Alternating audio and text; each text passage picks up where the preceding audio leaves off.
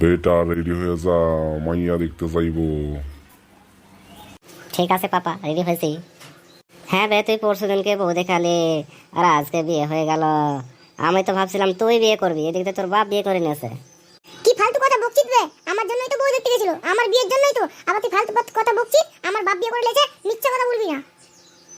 এবে তুই আমার নিজের বন্ধু, বুঝতে পারছিস? তোকে আমি কোনো মিথ্যা কথা বলি না, সত্যি বলছি ভাই। হ্যাঁ, আমার বাপ আমার সঙ্গে এত বড় ধোঁকাবাজি করলে? তুই দেখ এবার আমি আমার বাপের সঙ্গে কত ধোঁকাবাজি করছি। তুই খালি আমার সঙ্গে একটু সাথ দে, তারপর আর বাপের বউকে আমি নিয়ে পালিয়ে আসবো। ঠিক আছে বন্ধু, তুই চিন্তা করিস না, আমি তোর একদম সাথে সাথে আছি। যা দরকার হবে সব বলবি, আমি ঘর বাড়ি সব রেডি করে দেবো, টেনশন নাই। চল তাড়াতাড়ি নিয়ে যা ফটাফট। ওই তো যাই, ওকে বলি যে যাই। এই তো এই সুন্দর পরি যাই, ওকে গিয়ে বলি তুমি কি এই বিয়েতে খুশি? আমি জানি না কি তোমার আব্বা আমার সঙ্গে ধোঁকা করে বিয়ে করবে। কে জানে যে তুমি আমার সঙ্গে বিয়ে করবে না, তোমার বাপ ধোঁকাবাজি করবে। তুমি চিন্তা করিও না, বাপ যখন আমার সঙ্গে ধোঁকাবাজ করেছে আমিও বাপের সঙ্গে ধোঁকাবাজ করবো। চলো আমরা পালিয়ে গিয়ে বিয়ে করে নিই। তাহলে তো আমি হেব্বি খুশি। চলো চলো আমরা গিয়ে বিয়ে করি। হ্যাঁ বে বন্ধু, এই খুশির দিনে কাঁদো কাঁদো হয়ে আছিস কেন বে? তোর বউকে দেখতে চলে এলাম, চল এবারে ভালো মন্দ বানাতে বল বৌদিকে। হ্যাঁ, নতুন বৌদি, চল প্রথমে ডাক, তাড়াতাড়ি আগে দেখে নি।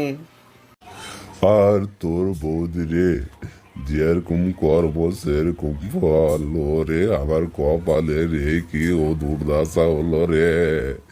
তোর বৌদিকে তোর ভাতিজে মানে আমার ছেলে নিয়ে পালাই গেছে রে।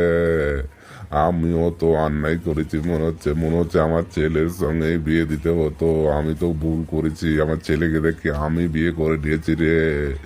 আমি তো বেকার হয়ে গেলাম রে সব দিক থেকে।